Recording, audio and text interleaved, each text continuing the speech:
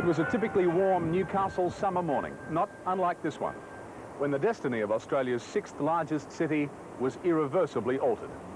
On Thursday, the 28th of December, 1989, the people of Newcastle were enjoying the holiday season. The city's beaches were crowded with surfers and children reveling in the ideal conditions. The city centre was a hive of activity, as many took the opportunity to stock up for the new year. Others had come to town to take advantage of the post-Christmas sales. Most businesses, including the natural gas company, were operating with traditional Christmas skeleton staff levels, as many holidayed with family and friends who travelled to the Hunter to enjoy the beaches, lake and bay. What was to follow was considered to be unthinkable, improbable, impossible. But at 10:27 a.m, it happened.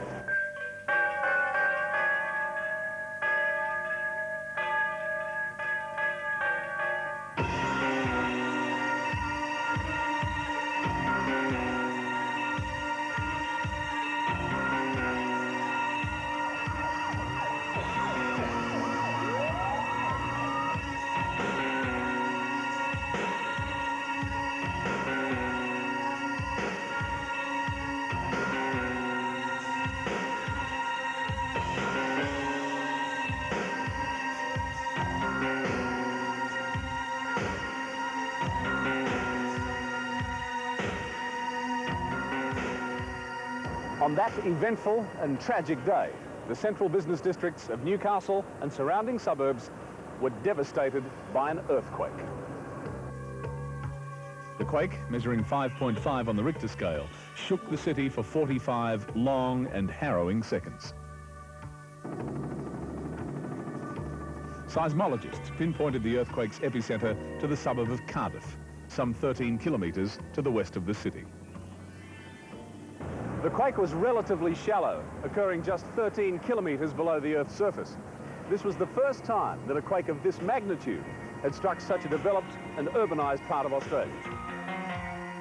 The shallow S waves, which radiated out from the epicentre, caused immense damage, particularly property built atop alluvial soils. The Insurance Council of Australia has estimated the damage bill as likely to reach $1.5 billion. Making this by far the worst natural disaster in Australia's history, including Cyclone Tracy. The consequences and enormity of the tragedy were evident immediately. 3 shoppers in the inner city suburb of Hamilton were struck and killed by bricks and building materials, falling from age-old parapets which crashed through street awnings. Here at the Newcastle Workers, 9 bodies were recovered from the twisted and buckled wreckage. It used to be the region's largest club. Graphic pictures of the frantic rescue operation, which took place in the first few days after the quake, were beamed around the globe and became the symbol of the city's heart-wrenching loss and devastation. In all, 12 people, most of them elderly, lost their lives in this awesome display of Mother Nature's unpredictable fury.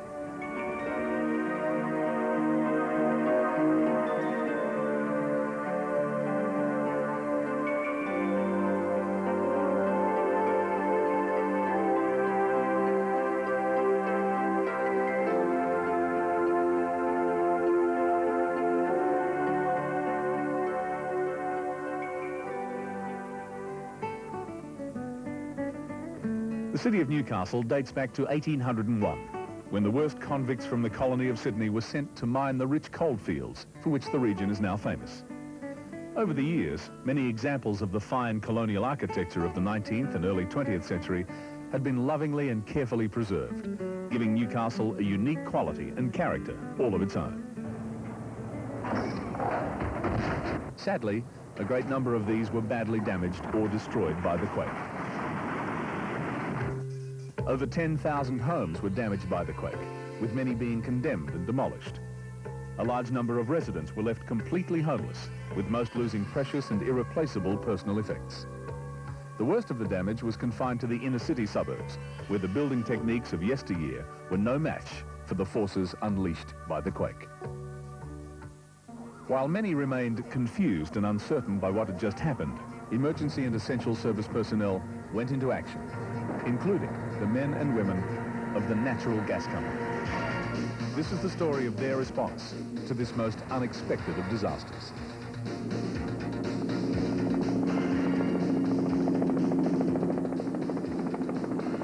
The first response of the natural gas company was to put their patrol helicopter in the air to check for any visible signs of damage to the high-pressure natural gas main and associated installations and infrastructure. Natural gas is transmitted to Newcastle from Sydney through a 20-inch poly-coated steel main, which travels 176 kilometres to Newcastle's City Gate trunk receiving station at Hexham. The pipe route travels through some of the most inhospitable terrain imaginable and traverses the Hawkesbury River as it makes its way north to Newcastle. Gas conveyed in the pipeline is pressurised to over 5,000 kPa and is capable of delivering over 70,000 cubic metres of gas an hour to the city's energy-hungry industry, as well as the expanding residential market.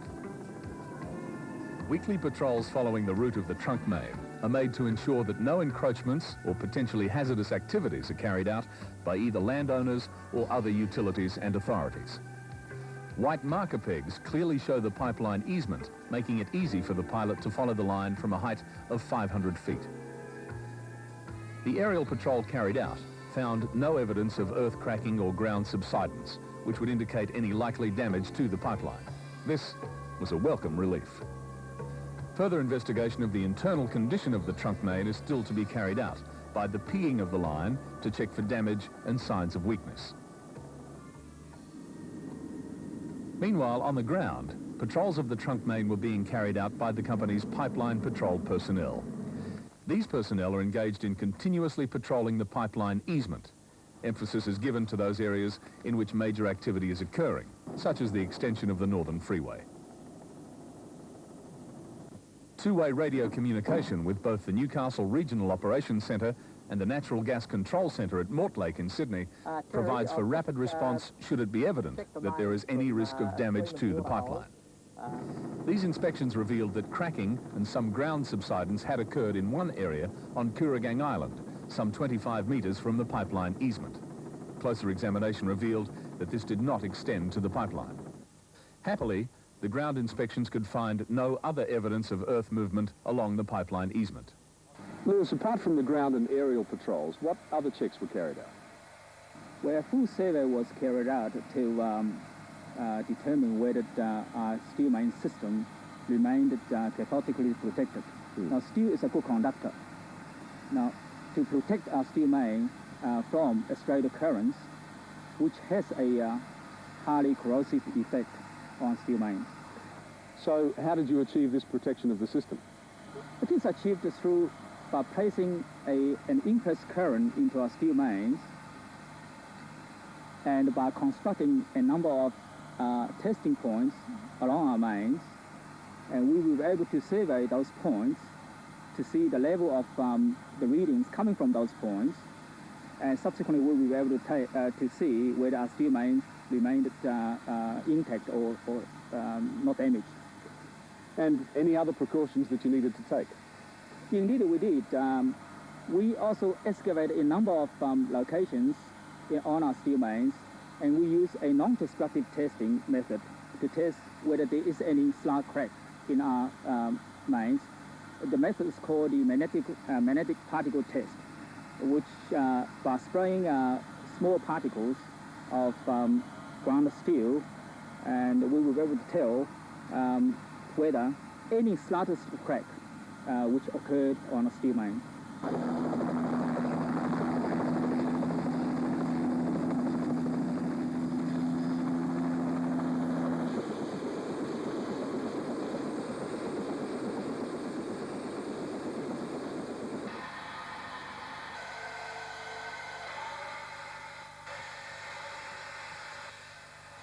This is the City Gate trunk receiving station at Hexham.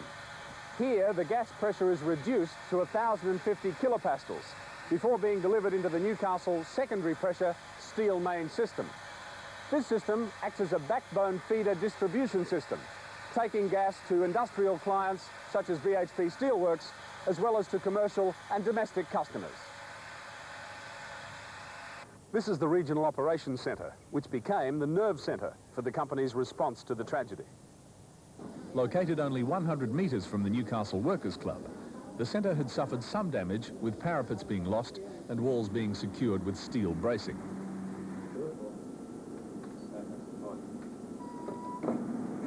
After the earthquake, we'd lost all our power from outside, so we immediately had our own emergency backup supply turned on, and that allowed us to keep monitoring our key points around the system.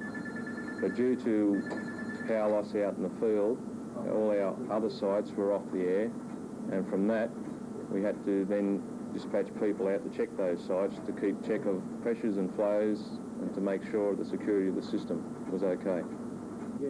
Two-way radio communications with field personnel were also interrupted, with base stations being quickly established using service and maintenance vehicles.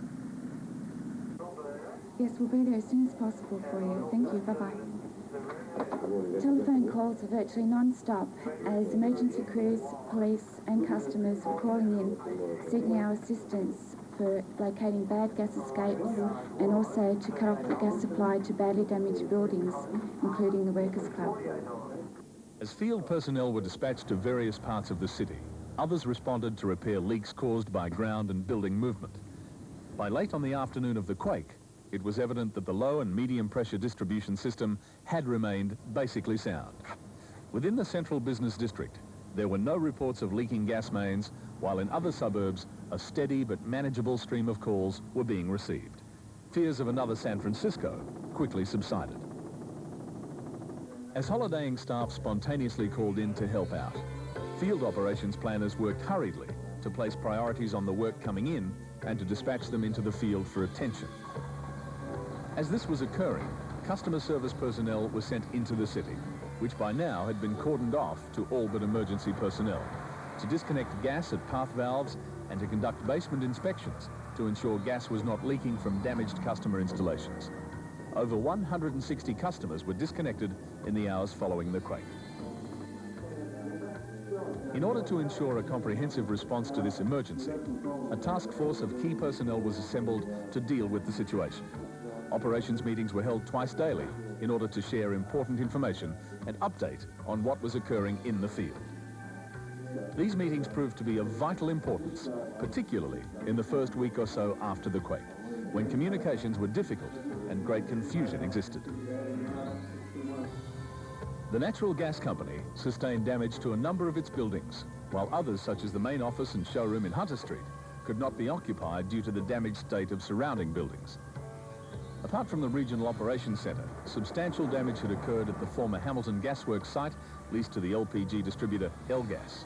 Over 300 metres of brick fencing had been toppled. In addition, damage had been sustained by the main administrative office occupied by Elgas staff. This building, like many others, has been listed by the Heritage Council of New South Wales. Other unoccupied buildings on the site were so badly damaged that they required demolition. With the city centre blocked off to all but essential emergency personnel, temporary accommodation was arranged for staff at other locations, with portable offices and temporary telephone and computer communications hurriedly organised. Despite the chaos, in less than a week after the quake, the company was once again able to offer a full range of services to its customers. Why were there no fires after the earthquake? Although the Newcastle quake was of a lesser magnitude than in San Francisco 2 months earlier, it really does seem remarkable that the natural gas distribution system performed without a major fault or hiccup. The answer can be traced back to a decision taken by the natural gas company several years ago to rehabilitate its older cast iron main system with a revolutionary new piping system made of nylon. This technology has been developed by a subsidiary of the natural gas company's parent company, AGL, Industrial Pipe Systems. Based at Kingsgrove in Sydney's southwest, nylon gas pipes are manufactured using an extrusion technique. The pipe is manufactured in a number of different sizes and is joined in the field using a solvent cement. Together with a number of simple fittings, it can be constructed quickly and easily in even the most difficult field conditions.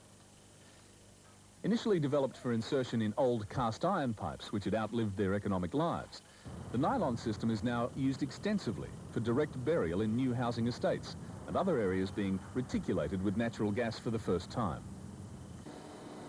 Marketed under the trade name Rilson, the pipe is made of a nylon substance called polyamide. It's extremely flexible and has very high tensile strength, despite its thin wall thickness. The nylon piping system has passed stringent laboratory testing and is capable of being operated at pressures of up to 300 kilopascals. At the time the quake struck, almost all of the CBD area had been rehabilitated with nylon gas pipe.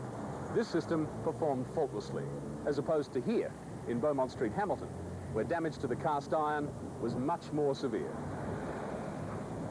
With the extensive damage to the Hamilton business district, it was decided to rehabilitate Beaumont Street, one of the worst affected streets, before reconnecting customers. The program of mains rehabilitation will now continue, with added confidence in the longevity and operating benefits of the system. Gas has been reticulated through the streets of Newcastle for well over a century. Newcastle Gas and Coke Company was established in 1866 for the purpose of lighting the streets of the fledgling colony with gas. By 1875, Beaumont Street, Hamilton, scene of so much devastation in the quake, was enjoying the warm and friendly glow of gas lighting each evening. The gas industry in Newcastle has changed greatly since those early days, culminating in the arrival of natural gas in 1982.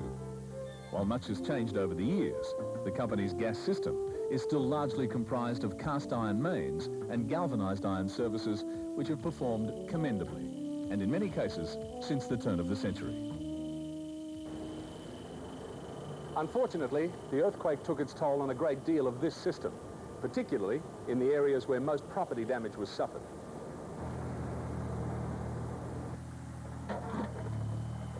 The major damage to the system was caused by stress fracturing, quite a lot of which occurred subsequently in the weeks following the earthquake due to ground settlement and movement.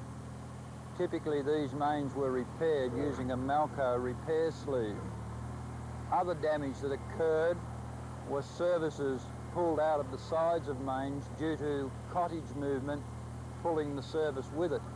We also had a lot of leaks around meters, the connections to meters, caused by the same thing. As the cottage moved, the meter moved and flexed the service and caused leaks. Despite the extent of the damage caused to the older parts of the distribution system, the company was able to maintain the continuity of supply to all customers, a truly remarkable achievement. The company's success in responding to the disaster is a reflection of the skill and dedication of the people of the natural gas company. Greg Martin, you must be very proud of your people. Yes, I am, Tim. Many worked long hours, though weary and fatigued. Others voluntarily came in from leave to lend their assistance in the crisis, while others worked on knowing that they'd suffered damage to their own properties and personal effects. And all of that dedication has been officially recognised. Yes, it has. We are one of only 19 organisations to have received the New South Wales Government's Meritorious Service Award, which was recently presented to one of our people by His Royal Highness Prince Edward. Greg, $5 million already donated to the Lord Mayor's appeal, and you've made a pretty hefty contribution to that yourselves. Yes, through our parent company, the Australian Gaslight Company, we've donated $25,000 to the Lord Mayor's earthquake appeal to lend assistance to those that have lost everything in the quake. The outstanding devotion to customer attention and service throughout this most unexpected of situations only goes to prove that Newcastle really does have a good friend in the Natural Gas Company. You got a friend at the Natural Gas Company, my friend. You got a friend for life at the Natural Gas Company, my friend. Someone to guide you, someone to see you through. You got a good friend at the Natural Gas Company, my friend. You got a mate at the Natural Gas Company, my friend. You got a real great neighbor and a true blue friend. You can depend on someone who'll see you through. You got a good friend. You got a great friend at the Natural Gas Company, my friend.